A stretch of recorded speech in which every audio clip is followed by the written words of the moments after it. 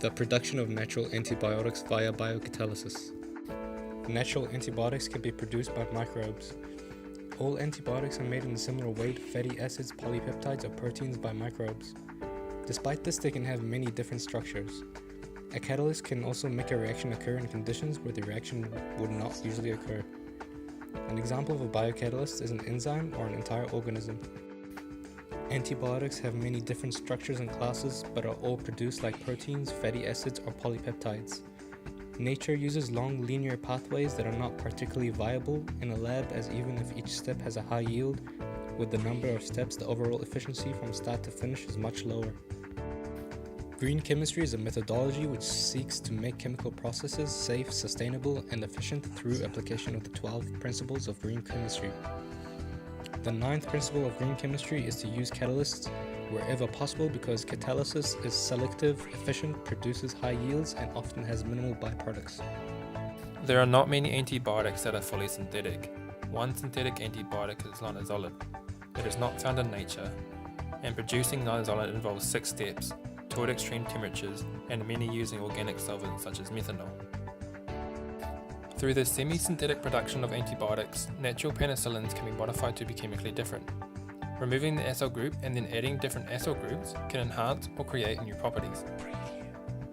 Natural antibiotics like penicillin are unmodified extracts from organisms like fungi. Penicillin is still used clinically to this day, but the widespread development of resistant microorganisms and people's allergic reactions lead penicillin to be non-effective. New antibiotics such as ampicillin are effective against bacteria resistant to other antibiotics. The production of an antibiotic by a microbe occurs in a pathway with many different enzymes catalyzing reactions in tandem. Synthetic reactions, especially those which are not catalyzed, have lower yields which add up. For example, a 10-step process with each step a 90% yield will only give a total yield of 35% because 10% is lost in each step. Enzymes often give better step-by-step yields, and so overall yields are better than other methods.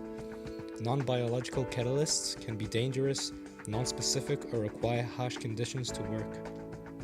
Biocatalysts also are generally non-toxic and operate in an aqueous environment at room temperature. Biocatalysis used in cephalexin production reduces the amount of steam and liquid nitrogen used, as well as the amount of organic chemicals and solvents used.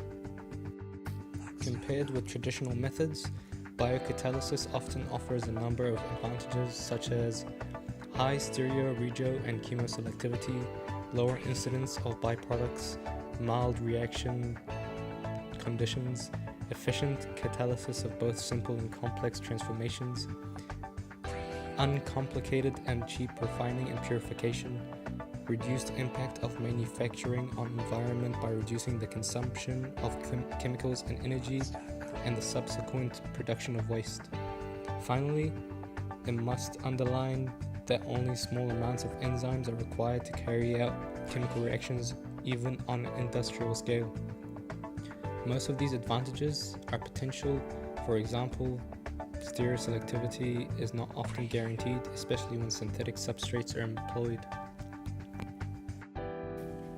At the start, biocatalysis was not successful due to the need for dilute aqueous systems, expense, and instability.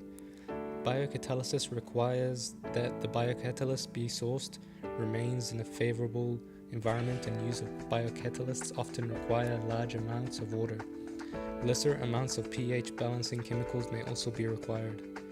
Most of these disadvantages might be overcome by modern techniques such as screening, molecular biology, protein engineering, immobilization, able to furnish a much higher number of biocatalysts with improved performances.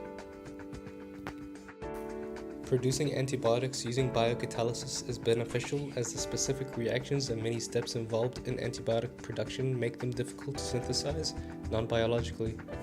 Biocatalysis allows glucose to be fed to modified organisms to produce an antibiotic directly without the production of starting materials in different places and without need for any synthetic steps.